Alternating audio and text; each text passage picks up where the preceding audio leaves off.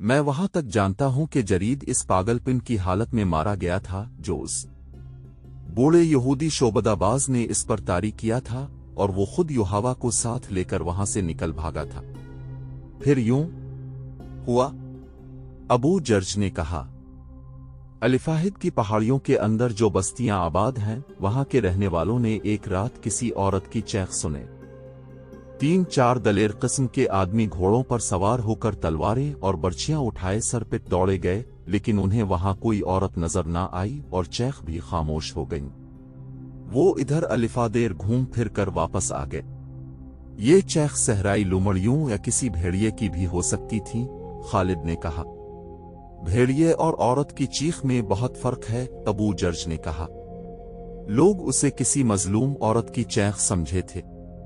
वो ये समझकर चुप हो गए कि किसी औरत को डाकू ले जा रहे होंगे या वो किसी जालिम खावंद की बीवी होगी और वो सफर में होंगे। लेकिन अगली रात यही चैख एक और बस्ती के करीब सुनाई दे। वहां के चंद आदमी भी उन चीखों के ताकुब में गए, लेकिन उन्हें कुछ नजर न आया। इसके बाद दूसरी तीसरी रात कुछ देर के लिए ये निस्वानी चैख सुनाई देती और रात की खामोशी में तहलील हो जाती। फिर इन पहाड़ियों के अंदर रहने वाले लोगों ने बताया कि अब चीखों के साथ औरत की पुकार भी सुनाई देती है। जरीद, कहाँ हो? आ जाओ। वहां के लोग जरीद नाम के किसी आदमी को नहीं जानते थे। उनके बुजुर्गों ने कहा कि ये किसी मरे हुए आदमी की बदरू है जो औरत के रूप में चीख चला रही है। अबू जर्ज के बोलने का अंदाज में ऐसा तासुर था जो हर किसी को मुतासिर कर दिया करता था, लेकिन खालिद के चेहरे पर कोई तासुर न था जिससे पता चलता कि वो कबीला गफान के इस बूढ़े की बातों से मुतासिर हो रहा है। लोगों ने इस रास्ते से गुजरना छोड़ दिया जहां ये आवाजें अमूमन सुनाई दिया करती थीं। अबू जर्ज ने कहा कि एक रोज यूं हुआ कि 2 गेवड़ सवार जो बड़े लंबे सफर पर थे, एक बस्ती में घोड़े सरपट दौड़ाते पहुंचे। घोड़ों का पसीना यूं फूट रहा था जैसे वो पानी में से गुजर कर आए हों। हाँपते कांपते सवारों पर खौफ तारी था। उन्होंने बताया कि वो एक वादी में से गुजर रहे थे कि उन्हें किसी औरत की पुकार सुनाई दी। जरीद ठहर जाओ, जरीद ठहर जाओ, मैं आ रही हूं। इन गेवड़ सवारों ने उधर देखा जिधर से आवाज आ रही थी। एक पहाड़ी की चोटी पर एक औरत खड़ी उन गेवड़ सवारों को पुकार रही थी। वो थी तो दूर लेकिन जवान लगती थी। वो पहाड़ी से उतरने लगी तो दोनों गेवड़ सवारों ने डर कर अलिफाड़े लगा दी। सामने वाली चट्टान घूमती थी। गेवड़ सवार उसके मुताबिक वादी में घूम गए। उन्हें 3-4 मजीद मोड़ मोड़ने पड़े। घबराहट में वो रास्ते से भटक गए थे। वो एक और मोड़ मुड़े तो उनके सामने 30-40 कदम दूर एक जवान औरत खड़ी थी जिसके बाल बिखरे हुए थे और वो नीम बरहना थी। इसका चेहरा लाश की मानिंद सफेद था। गेवड़ सवारों ने घोड़े रोक लिए। औरत ने दोनों बाजू उनकी तरफ फैलाकर और आगे को दौड़ते हुए कहा, मैं तुम दोनों के इंतजार में बहुत दिनों से खड़ी हूं। दोनों गेवड़ सवारों ने वहीं से घोड़े मोड़े और अलिफाड़े लगा दी। बूढ़ा जर्ज बोलते बोलते खामोश हो गया। इसने अपना हाथ खालिद की रान पर रखा और बोला, मैं देख रहा हूं कि तुम्हारे पास खाने के लिए कुछ नहीं है। क्या ये अच्छा नहीं होगा कि हम कुछ देर के लिए रुक जाएं? फिर न जाने तुम कब मिलो। तुम्हारा बाप वलीद बड़ा जबरदस्त आदमी था। तुम मेरे हाथों में पैदा हुए थे। मैं तुम्हारी खातिर तवाज़ो करना चाहता हूं। रोको घोड़े को और उतर आओ। ये काफिला वहीं रुक गया। वो किसी मरे हुए आदमी या औरत की बदरू ही हो सकती थी। अबू जर्ज ने भुना हुआ गोश्त खालिद के आगे रखते हुए कहा, खाओ वलीद के बेटे। फिर एक खौफनाक वाकया हो गया। एक बस्ती में एक अजनबी इस हालत में आन गिरा कि इसके चेहरा पर लंबी लंबी खराशें थीं जिनसे खून बह रहा था। इसके कपड़े फटे हुए थे और जिस्म पर भी खराशें थीं। वो गिरते ही बेहोश हो गया। लोगों ने इसके जख्म धोए और उसके मुंह में पानी डाला। वो जब होश में आया तो उसने बताया कि वो 2 चट्टानों के दरमियान से गुजर रहा था कि एक चट्टान के ऊपर से एक औरत चीखती चलाती इतनी तेजी से आतर जितनी तेजी से कोई औरत नहीं उतर सकती थी। वो औरत इतनी तेजी से आ रही थी कि रुक न सकी। वो इस आदमी से ट्राई और पेच नुमा आवाज में बोली, तुम आ गए जरीद, मैं जानती थी तुम जिंदा हो, आओ चलिए। इस शख्स ने इसे बताया कि वो जरीद नहीं, लेकिन वो औरत इसे बाजू से पकड़कर ऐसत रही और कहती रही, तुम जदीद हो, तुम जरीद हो। इस शख्स ने इससे आजाद होने की कोशिश में इसे धक्का दिया, वो गिर पड़ी और उठ खड़ी हुई। ये आदमी उसे कोई पागल औरत समझकर वहीं खड़ा रहा। वो इस तरह इसकी तरफ आई कि इसके दांत भेड़ियों की तरह बाहर निकले हुए थे और इसने हाथ इस तरह आगे कर रखे थे कि इसकी उंगलियां दरिंदों के पंजों की तरह टेढ़ी हो गई थी। वो आदमी डर कर उल्टे कदम पीछे हटा और एक पत्थर से ठोकर खाकर पीठ के बिल गिरा। ये औरत इस तरह इस पर गिरी और पंजे इसके चेहरे पर गाड़ दिए जैसे भेड़िया अपने शिकार को पंजों में दबोच लेता है। उसने इस आदमी का चेहरा नोच डाला। उसने इस औरत को धक्का देकर परे किया और उसके नीचे से निकल आया, लेकिन इस औरत ने अपने नाखून इस शख्स के पहलुओं में उतार दिए और उसके कपड़े भी फाड़ डाले और खाल भी बुरी तरह जख्मी कर दी। इस जख्मी ने बताया कि इस औरत की आंखों और मुंह से शोले से निकलते हुए महसूस होते थे। वो उसे इंसानों के रूप में आया हुआ कोई दरिंदा समझा। इस आदमी के पास खंजर था, लेकिन इसके होश ऐसे गुम हुए कि वो खंजर निकालना भूल गया।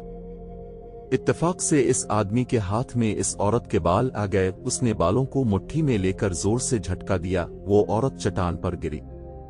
ये आदमी भाग उठा। इसे अपने पीछे इस औरत की चैख सुनाई देती रही। इसे बिल्कुल याद नहीं था वो इस बस्ती तक किस तरह पहुंचा है।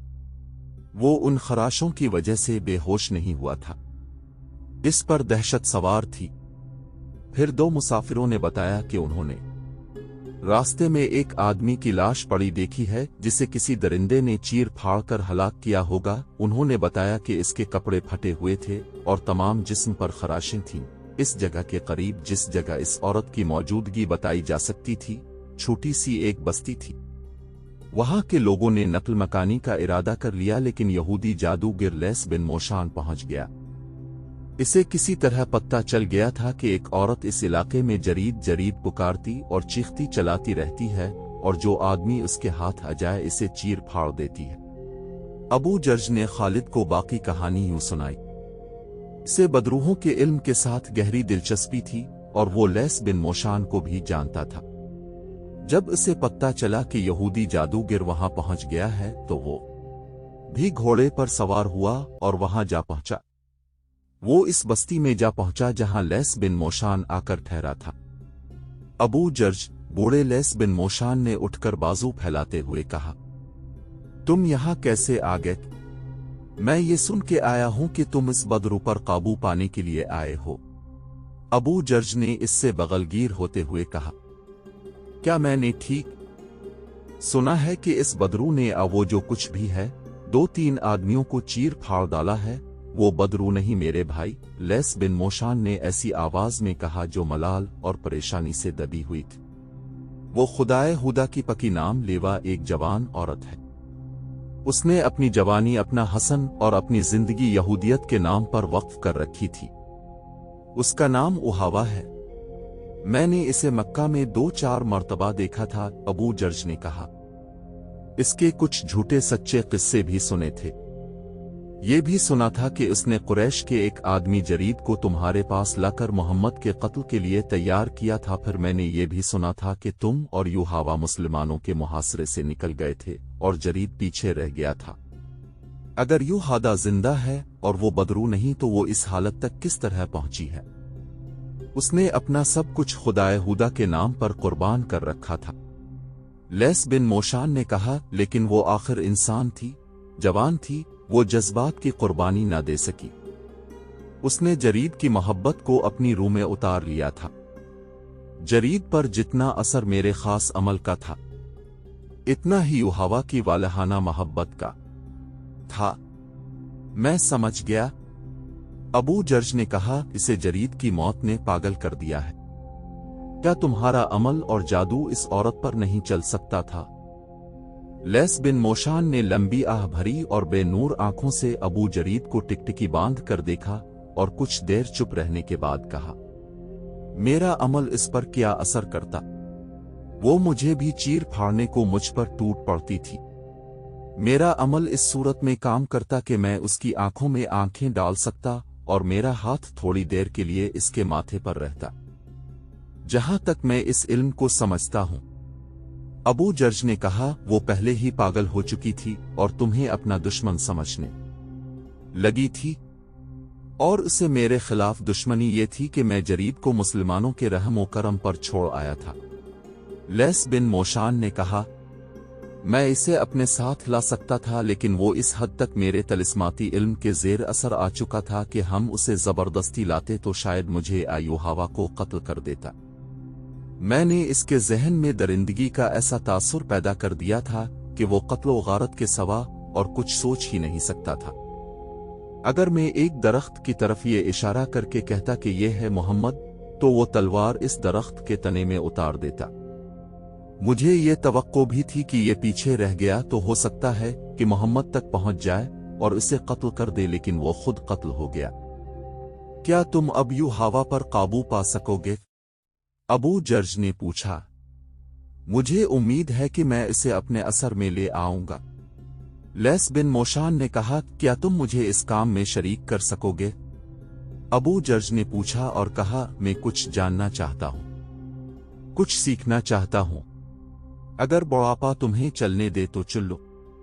लैस बिन मोशान ने कहा, मैं थोड़ी देर तक रवाना होने वाला हूं। यहां के कुछ आदमी मेरे साथ चलने को तैयार हो गए हैं। और फिर खालिद बिन वलीद, बूढ़े अबू जर्ज ने अपने पास बैठे हुए खालिद के कंधे पर हाथ रखकर जज्बाती लहजे में कहा, हम दोनों बूढ़े ऊंटों पर सवार इस पहाड़ी इलाके में पहुंचे जहां के मुतालिक बताया गया था कि एक औरत को देखा गया है। हम तंग सी एक वादी में दाखिल हो गए। हमारे पीछे 10-12 घोड़सवार और 3-4 शुतर सवार थे। वादी में दाखिल हुए तो उन सब ने कमानों में तीर डाल लिए। वादी आगे जाकर खिल गई। हम दाएं तरफ को घूमे तो हमें कई गिद्ध नजर आए जो किसी मुर्दार को खा रहे थे। एक सहराई लोमड़ी गधों में से दौड़ती हुई निकली। मैंने देखा इसके मुंह में एक इंसानी बाजू था और लोमड़ियां भागें और गिद्ध उड़ गए। वहां इंसानी हड्डियां बिखरी हुई थीं। सर अलग पड़ा था। इसके बाल लंबे इधर अलिफादेर बिखरे हुए थे, कुछ खोपड़ी के साथ थे। आधे चेहरे पर अभी खाल मौजूद थी, वो यूहावा थी।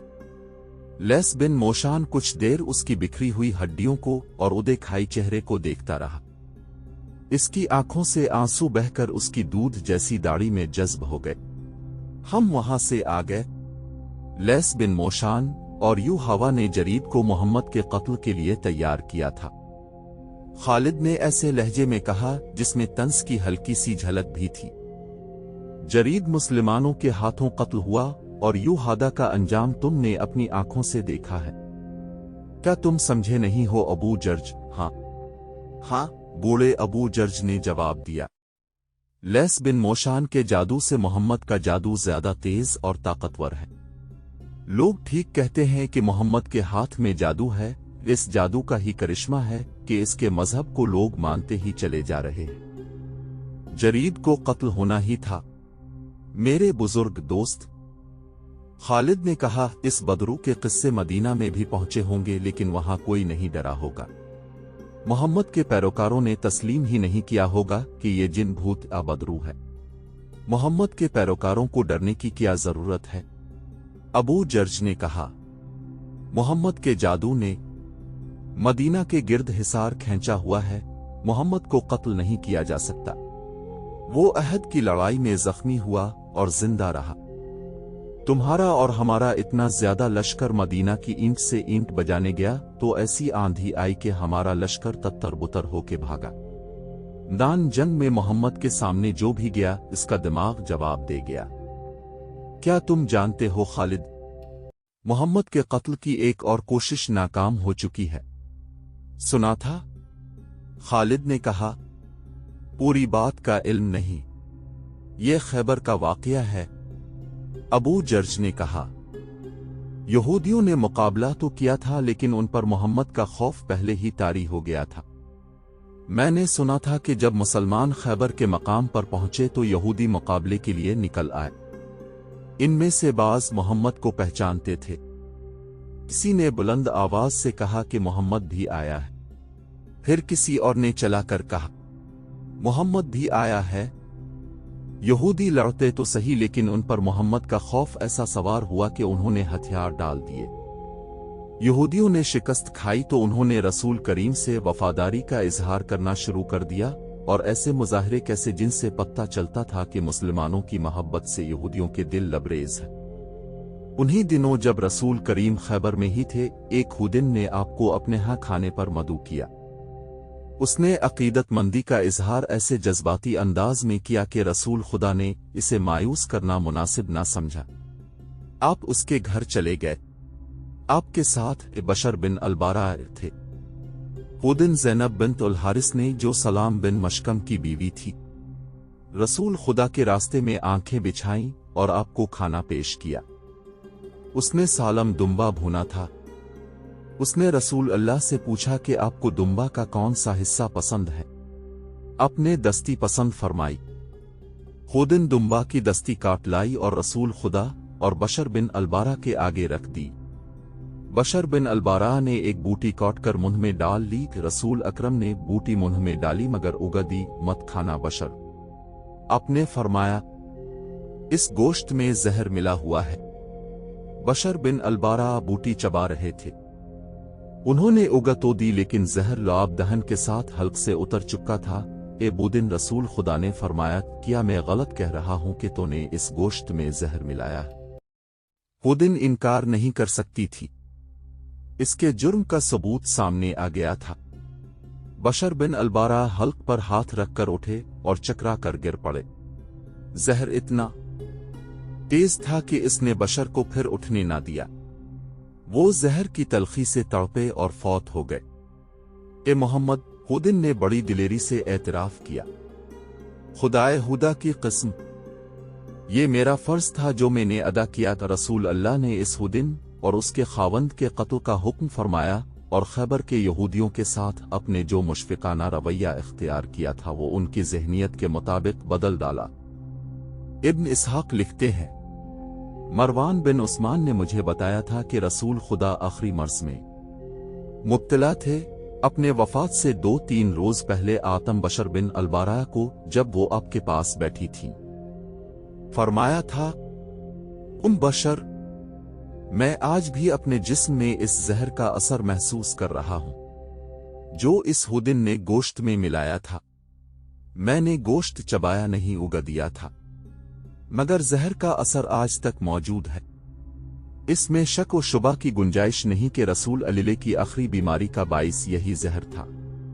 मोहम्मद को कोई कत्ल नहीं कर सकता। खालिद ने कहा, आखिर कब तक? अबू जर्ज ने कहा, इसका जादू कब तक चलेगा?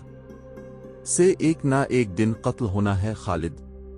अबू जर्ज ने खालिद के करीब होते हुए पूछा, क्या तुमने मोहम्मद के कत्ल की कभी कोई तरकीब सोची है? कई बार, खालिद ने जवाब दिया।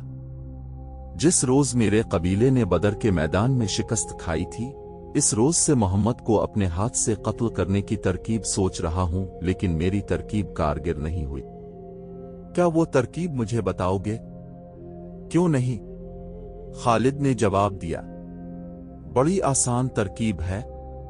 यह है खिले मैदान में आमने सामने की लड़ाई। लेकिन मैं एक लश्कर के मुकाबले में अकेला नहीं लड़ सकता। हम 3 लड़ाइयां हार चुके हैं। खुदा की कसम।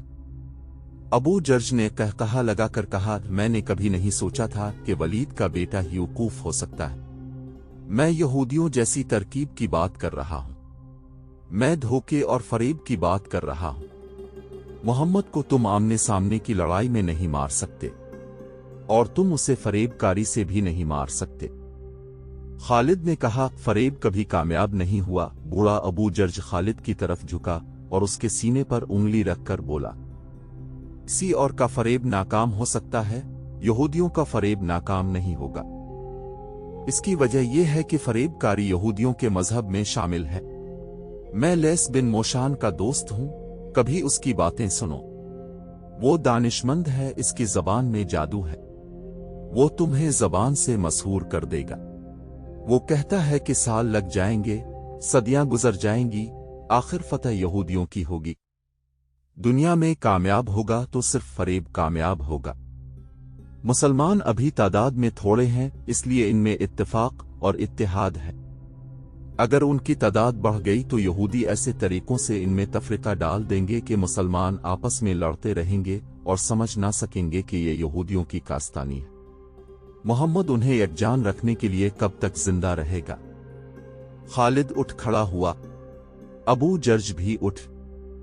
खालिद ने दोनों हाथ आगे किए, अबू जर्ज ने इसके हाथ अपने हाथों में ले लिए। मुसाफहा करके खालिद अपने घोड़े पर सवार हो गया। तुमने ये तो बताया नहीं कि कहाँ जा रहे हो? अबू जर्ज ने पूछा। मदीने। मदीने? अबू जर्ज ने हैरत से पूछा। वहां क्या करने जा रहे हो? अपने दुश्मन के पास में मोहम्मद का जादू देखने जा रहा हूं।